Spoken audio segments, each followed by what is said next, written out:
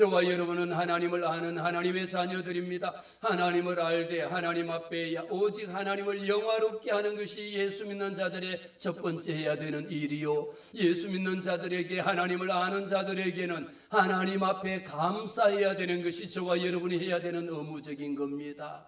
이 하나님 앞에 영화롭게도 하지 아니하고 하나님 앞에 감사하지도 아니하면 우리의 마음이 어떤 마음이 듭니까? 허망한 마음이 들어요.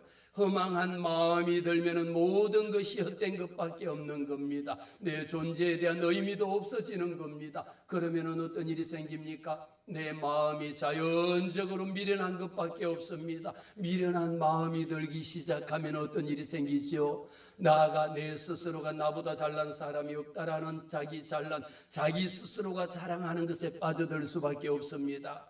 그래서 우리 하나님은 자기 스스로가 미련한 자, 마음을 허망한 곳에 둔 자들은 자기 스스로가 잘난 체하지만 여호와 하나님께서 보실 때는 이보다 더 어리석은 자가 없도다라고 말했습니다. 오늘 말씀 가운데 우리는 히브리서 11장은 믿음의 장이라고 이야기하고요, 히브리서는 믿음의 책이라고 이야기하고요, 오늘 우리가 은혜 받을 하나님의 말씀 히브리서 5장에는요 멜기세덱의 반차라고 하는 것이 나오는데, 이것은 예수 그리스도가 이 땅에 오실 표징이 되어 주시는 것을 우리에게 제일 먼저 보여주십니다.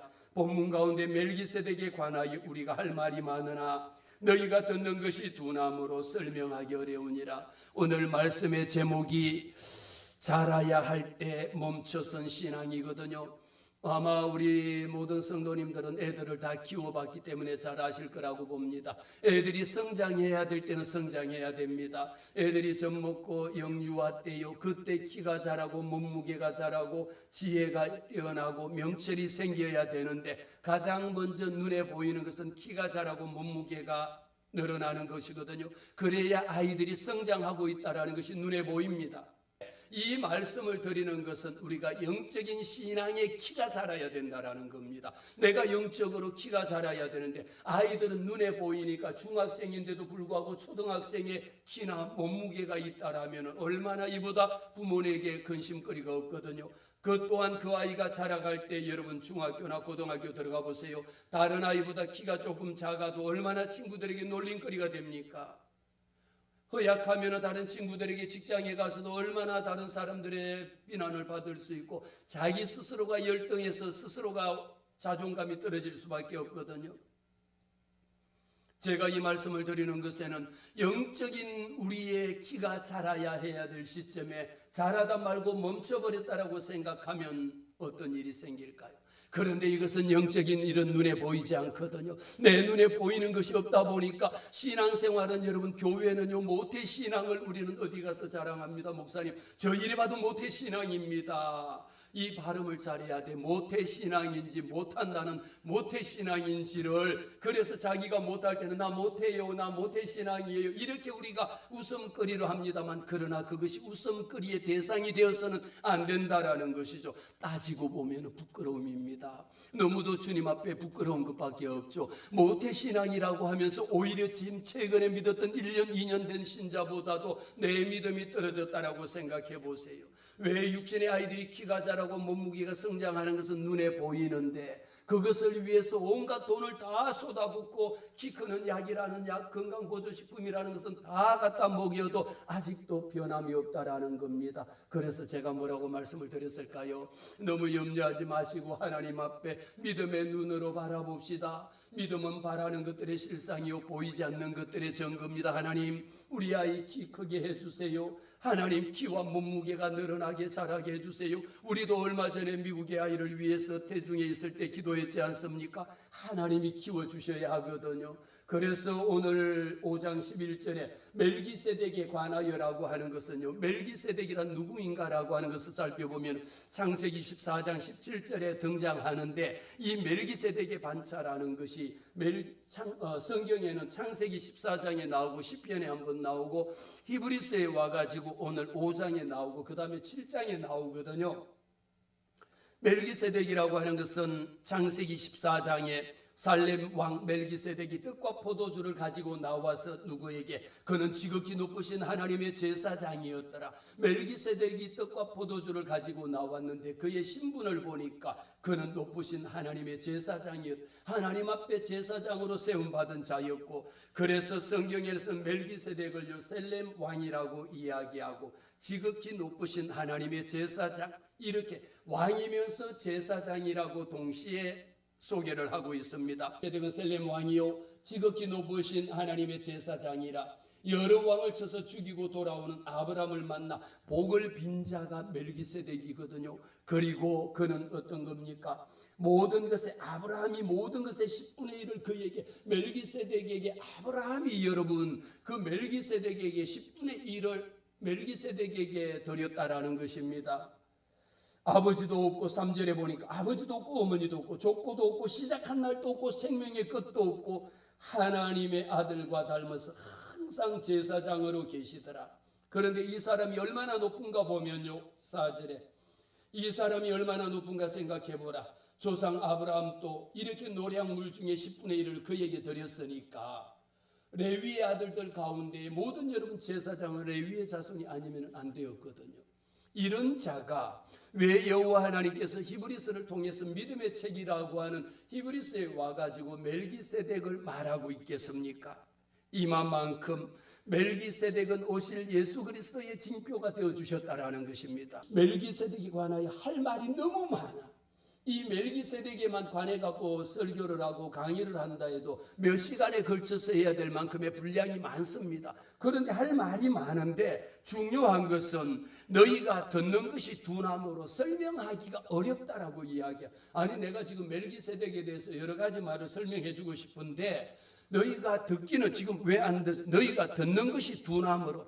우리가 하나님의 말씀을 듣는다라고 하는 것 속에는 어떤 의미가 있다고 말했습니까? 이스라엘아 들으라, 예루살렘아 들을지어다. 성령이 교회들에게 하시는 말씀을 너희는 들을지어다라고 이야기했습니다. 왜 들으라고 이야기했습니까? 하나님의 말씀은, 믿음은 들음에서 나고 들음은 곧 그리스도 예수의 말씀인 것.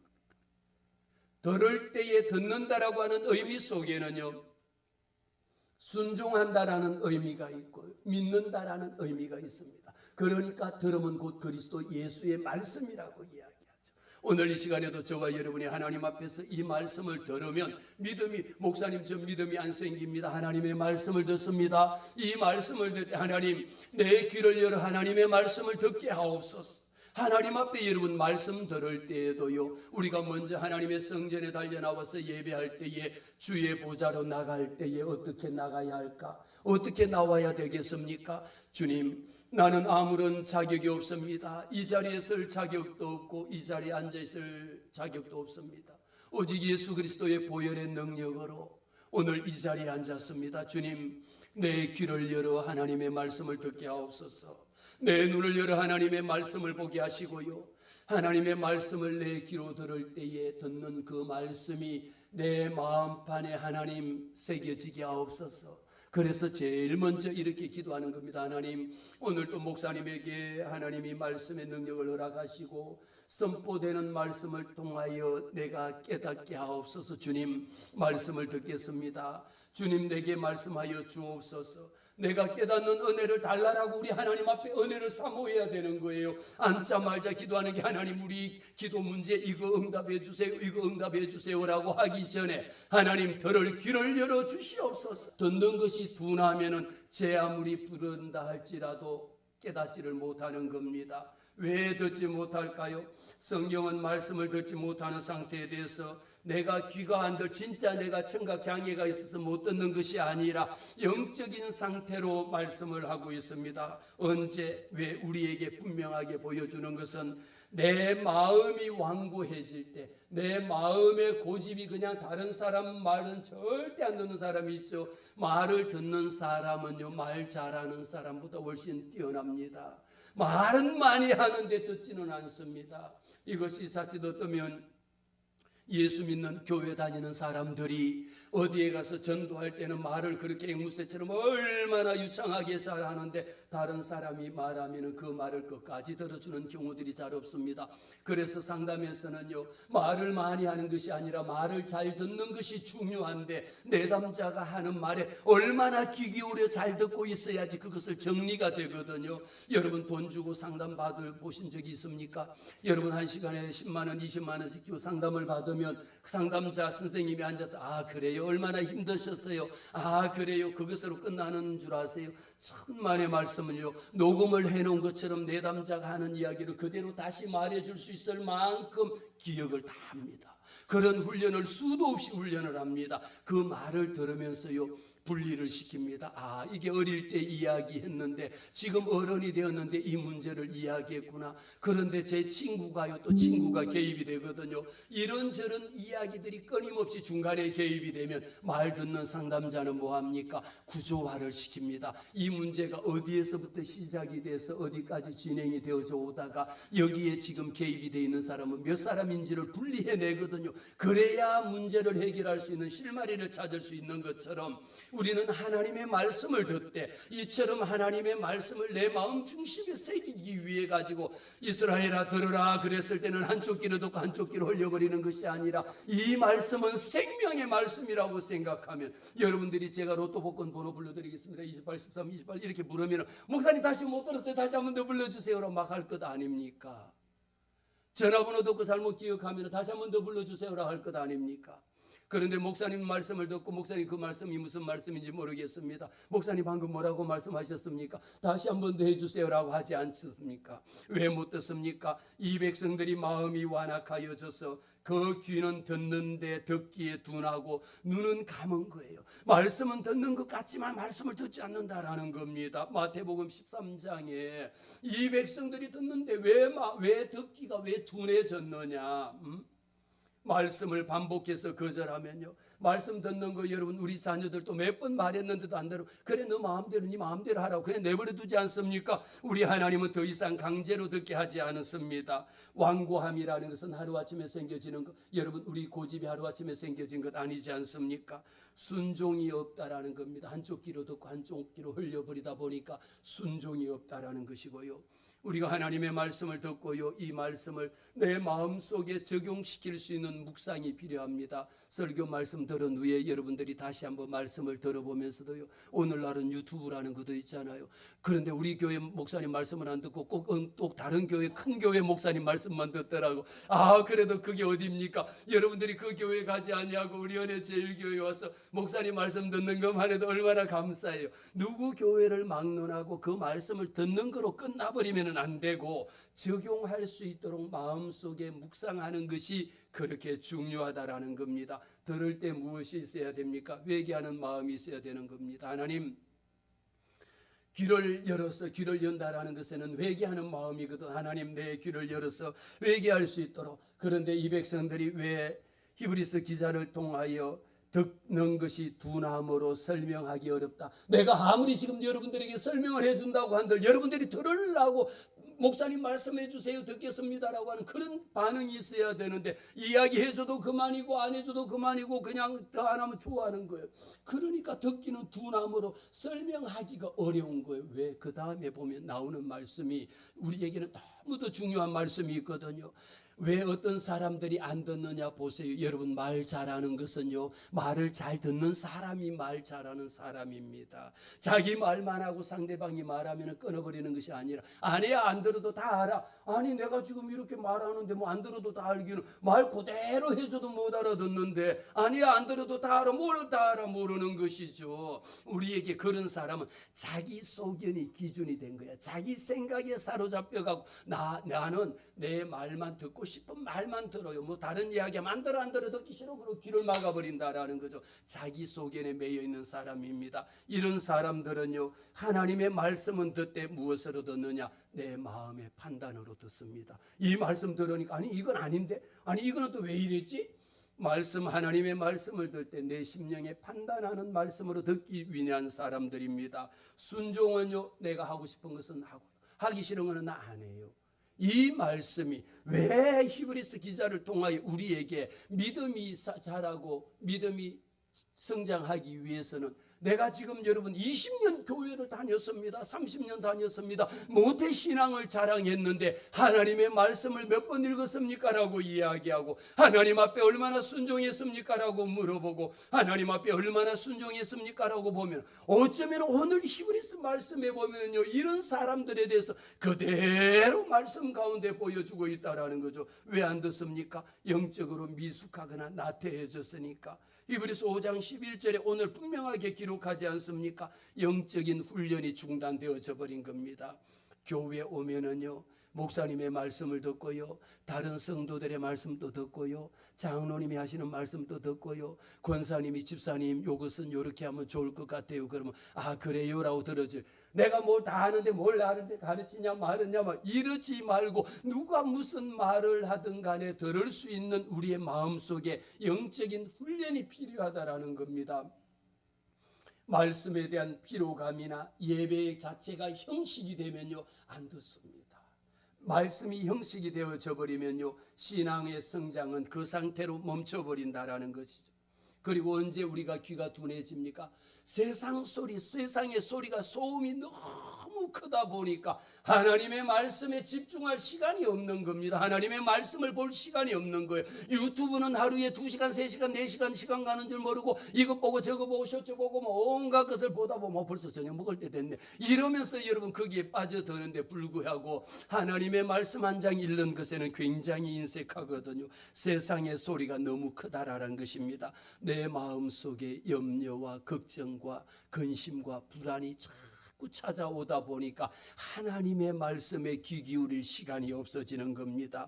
내 마음속에 끊임없이 내가 이것을 이루어야 되겠다라고 하는 성취 압박이 느껴지면 다른 말이 귀에 들어오지 않습니다.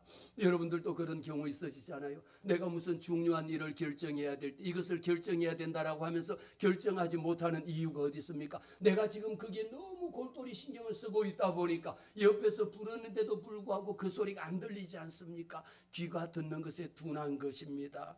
때가 오래되었으므로 12절에 보면 이렇게 기록합니다. 12절에 때가 오래되었으므로 너희가 마땅히 선생이 되어야 되는, 어쩌면은 이렇게 히브리서 기자를 통하여 때가 오래되었으므로, 이 말씀 속에는 우리가 예수 믿은 지가 오래된 것도 제가 너무도 중요하다라고 말씀을 드리죠. 모태신앙인 것 어디 가서 자랑할 만하다라고 말씀을 드리죠. 그러나 오늘 히브리서 기자를 통하여 우리에게 너가 때가 오래되었다. 목사님 저 이제 믿은 지 1년밖에 안 됩니다. 1년이 부끄러운 것이 아닙니다. 내가 30년 모태신앙 50년 예수 믿었습니다라고 하면서도 때가 오래되었으므로 너희가 마땅히, 어쩌면 사도 바울을 통하여 하나님께서 이렇게 우리에게 때가 오래되었다면 뭐가 되어야 되느냐? 너희가 마땅히 선생이 되어야 된다라는 거예요. 그렇잖아요. 여러분들이 공부를 그렇게 많이 하고 여러분들이 한 직장에서 오랫동안 몇십 년 일을 했다라면 여러분들이 전문가인 겁니다. 여러분이 전문가인 거예요. 저도 학교에서 그렇게 오랫동안 학생들을 가르치니까 그 분야의 전문가가 됐으니까 선생님이 된 거죠.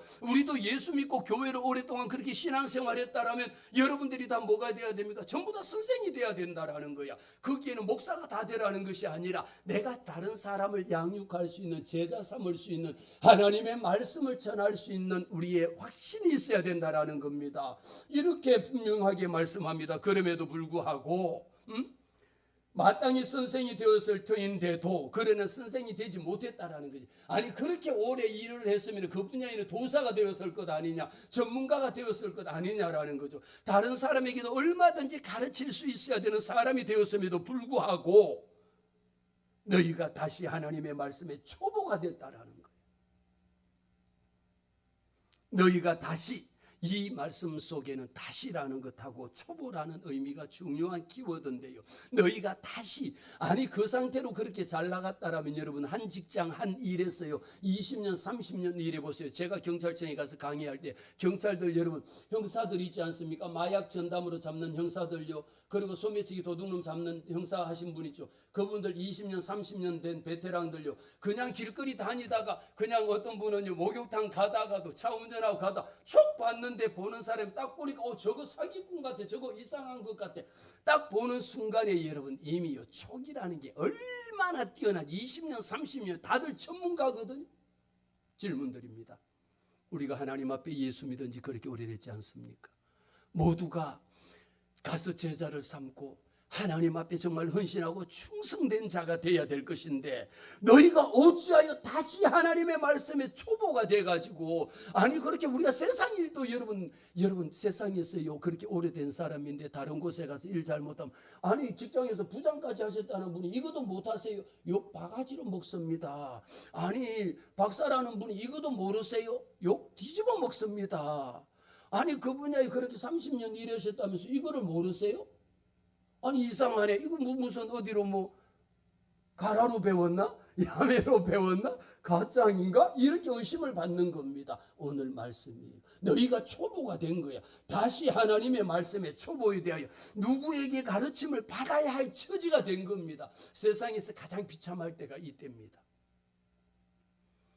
다른 사람을 가르쳐야 될 정작 선생이 돼야 될 사람이 지금 와가지고 그것도 모릅니까? 라고 이야기를 들으면 얼마나 부끄럽고 얼마나 얼굴이 화끈거리는지 모릅니다. 아니 그 정도는 박사면 알고 있어야 될 때 그거 모르세요? 아 나 그거 모르는데요. 아니 그런 일들이 실제로 많이 있습니다. 그런데 그 분야에 대해서는 전문가가 돼야 되거든요. 오늘 히브리서 기자를 통하여 우리에게 하시는 말씀이 너희가 다시 하나님의 말씀에 초보해가 된 거야. 하나님의 말씀에 대해서 너무 몰라갖고 다시 처음부터 다시 배워야 된다라는 것이, 이것은 얼마나 여러분 가슴이 얼굴이 뜨겁고 가슴이 정말 부끄럽고 어디 쥐구멍이라도 있으면 찾아 들어가야 되는 거. 어디 다른 교회 갔더니 제가 장로입니다. 그랬더니 아우 장로님이 오늘 가서 대표로 기도하시고 말씀 전해주세요. 그럼 아우 저는 못합니다. 저는 그런 거 해본 적 없어요. 아니 장로라며요. 장로라면 그것 기도하고 거꾸로 목사님이 안 계실 때 말씀 설교해 주세요. 그러면 장로에게는 설교권이 있거든요. 그럼 올라가서 그냥 주여 그러고 할렐루야 그러고 장로님이니까 열심히 이 사역을 감당할 수 있어야 되는데 걷고 그냥 막 아니 장로님이라며요. 그러면 우리 집사님이 올라가서 하시겠습니다. 얼굴을 어떻게 들겠습니까? 이런 현상이 우리에게 생기고 있다라는 겁니다. 누구에게 가르침을 받아야 될 처지가 이런 처지보다 더 비참한 것은 없는 거지. 이렇게 되면은 영적으로 여러분 사단 원수 마귀의 밥이 된다라는 거예요. 사단 원수 마귀들은요 두루 다니면서 삼킬 자를 찾는데 어떤 자를 삼킬 것인가 찾아보니까 보니까 권사라고 하는데 안수 집사가 있네. 저기 보니까 목사님이 있는데 저거 가짜 같아 가가지고 그냥 말씀을 들이대고 막 했더니 그런 거 우리 이야기하지 맙시다. 이야기하지 마. 그러고 피해갈 것이 아니라 어쩌면은 여러분 목회자를 할지라도 하나님 앞에 기도하고 말씀 연구하고 기도하고 하지 않는다라면 우는 사자들의 밥이 될 수밖에 없고요. 어떤 교회는요 목사님의 설교로 가고도 목사님 왜 설교를 이렇게 합니까 저렇게 합니까? 물론 그렇게 하면 안 돼요. 그렇게 하면 안 되고 성도라도 그렇게 하면 안 되지만은 그런 일을 당하는 일이 없어야 되는 거야. 하나님의 말씀에 초보가 돼가지고 누구에게 가르침을 받아야 될 처지가 되었다라고 하면 이보다 더 비참한 일이 어디 있겠습니까? 이런 사람들은요 단단한 음식은 못 먹고 젖이나 먹어야 할 자가 되었도다. 여러분 단단한 음식을 먹을 수 있는 것 아무나 단단한 음식을 먹을 수 있는 것이 아닙니다. 우리에게 필요한 것은요 여호와 하나님께서 저와 여러분에게 어떤 말씀을 주시려고 이 말씀을 주셨느냐. 지금 내가 어린아이에게 여러분 보세요. 13절에 이는 젖을 먹는 자마다 어린아이라고 이야기하지 않습니까?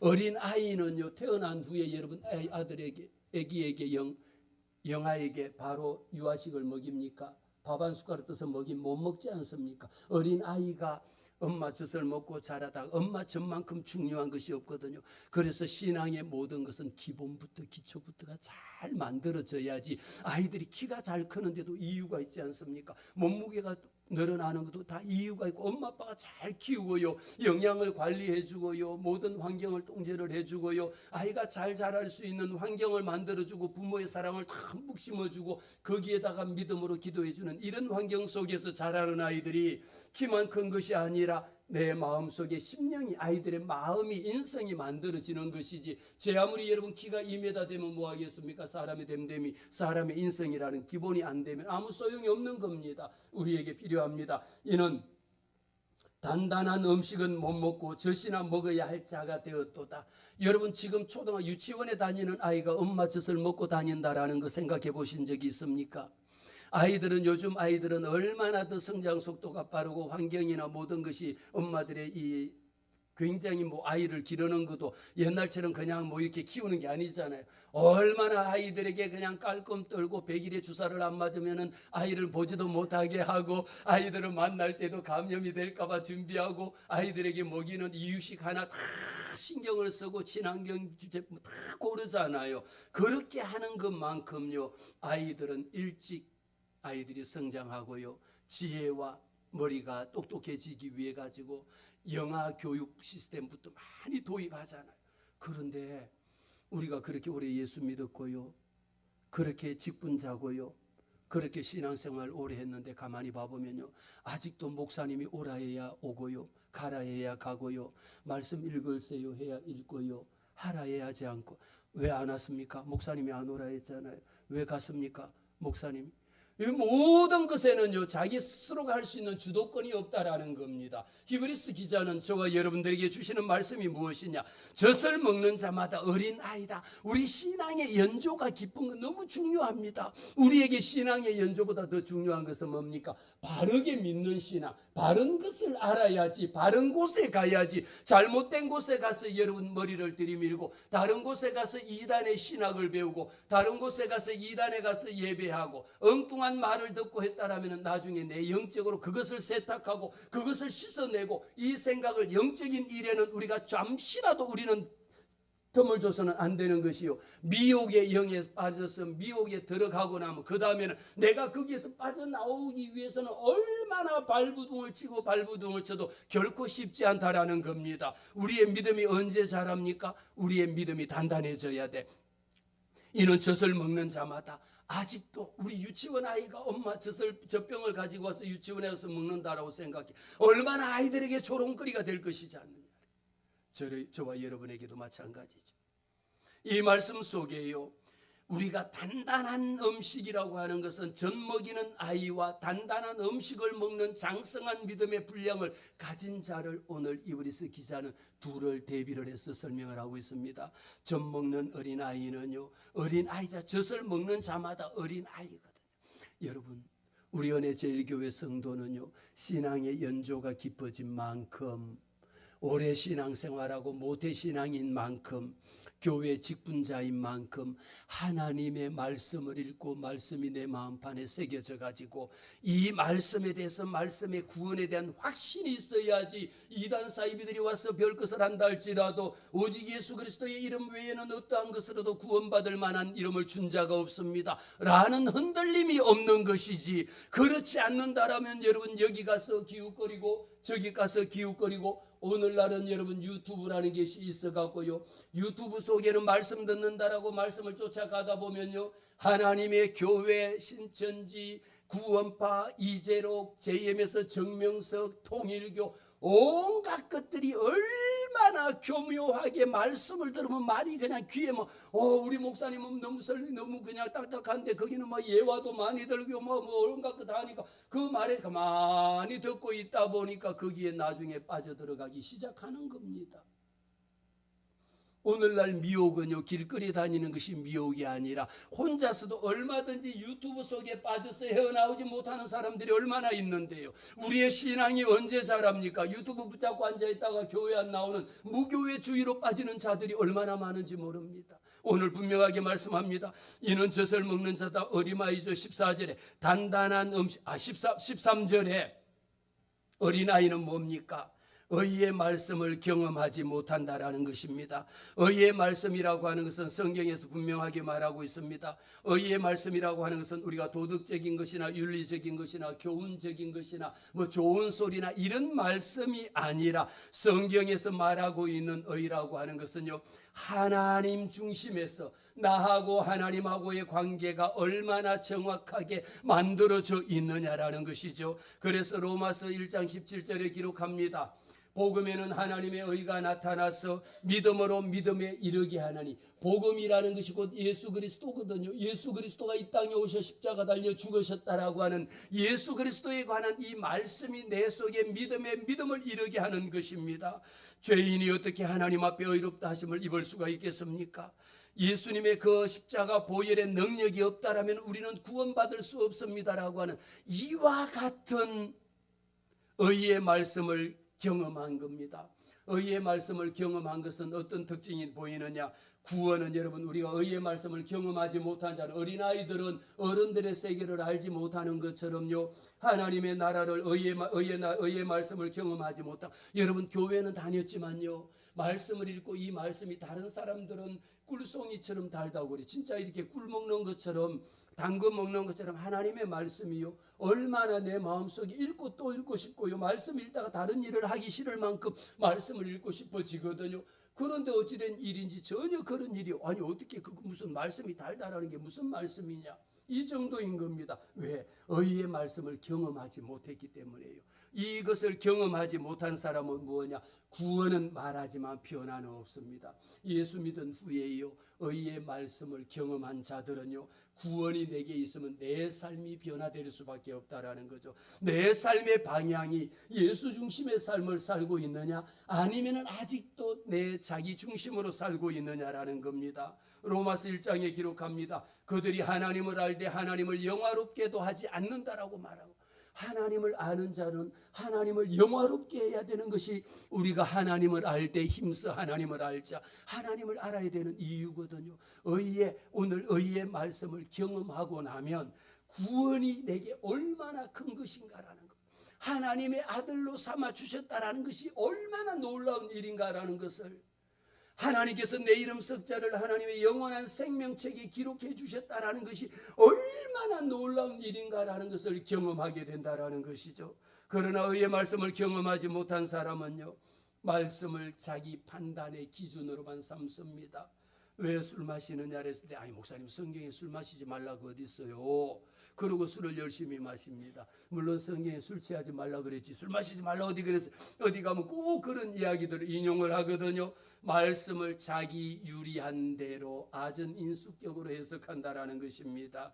말씀이 판단의 도구가 되어가지고 교회 안에서도요, 하나님의 성경 말씀을 많이 안다라고 하는 사람들이 보면 이 말씀을 어디에다 사용하느냐, 다른 사람을 정죄할 때, 집사님 그러면 안 된다고 성경 몇 장에 서여 있잖아, 어디 그런 말이 있어? 그래 보니까 진짜 있더라고요.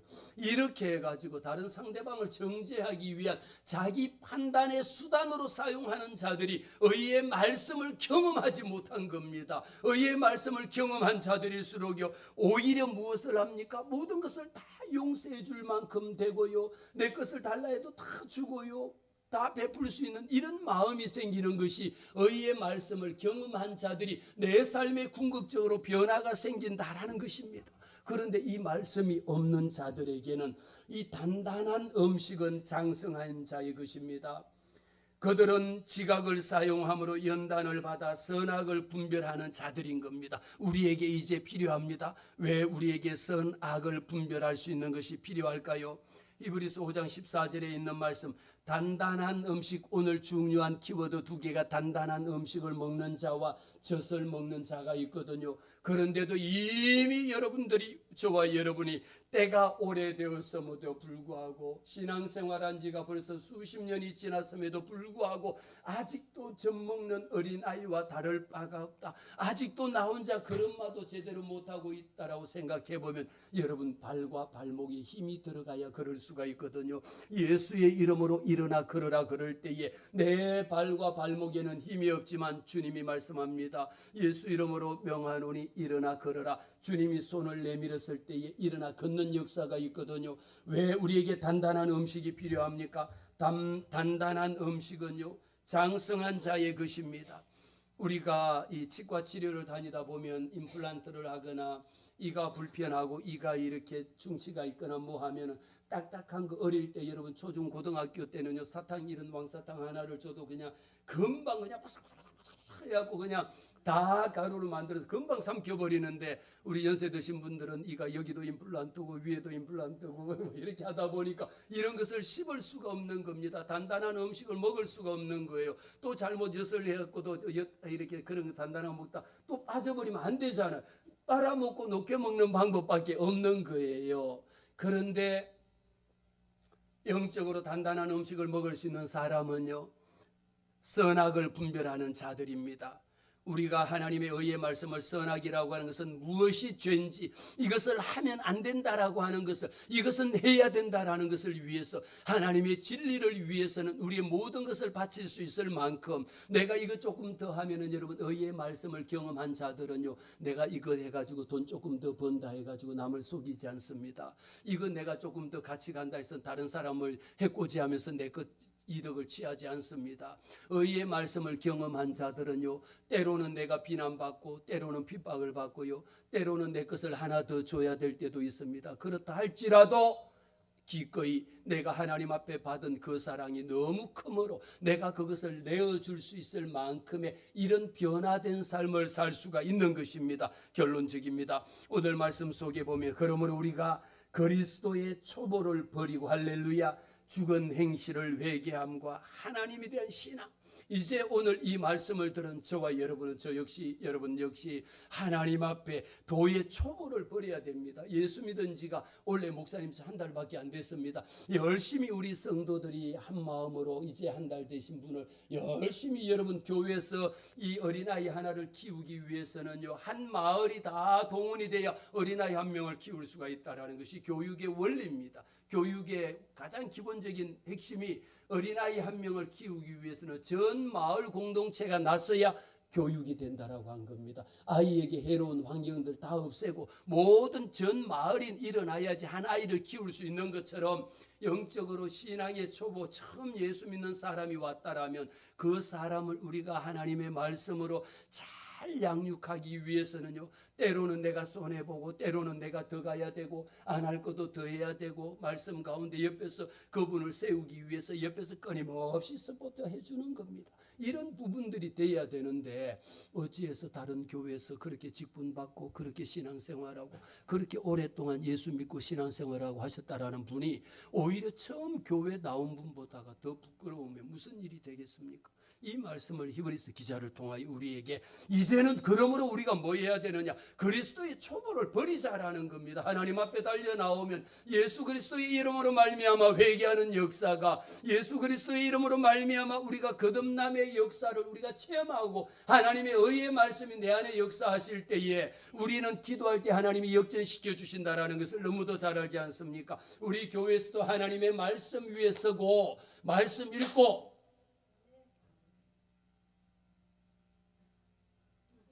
하나님의 말씀을 여러분 언제까지 어린아이처럼 전만 찾아다니고, 언제까지 어린아이처럼 달달한 것만 찾고, 달달한 것 축복받으라 복받으라 이것만 듣겠습니까?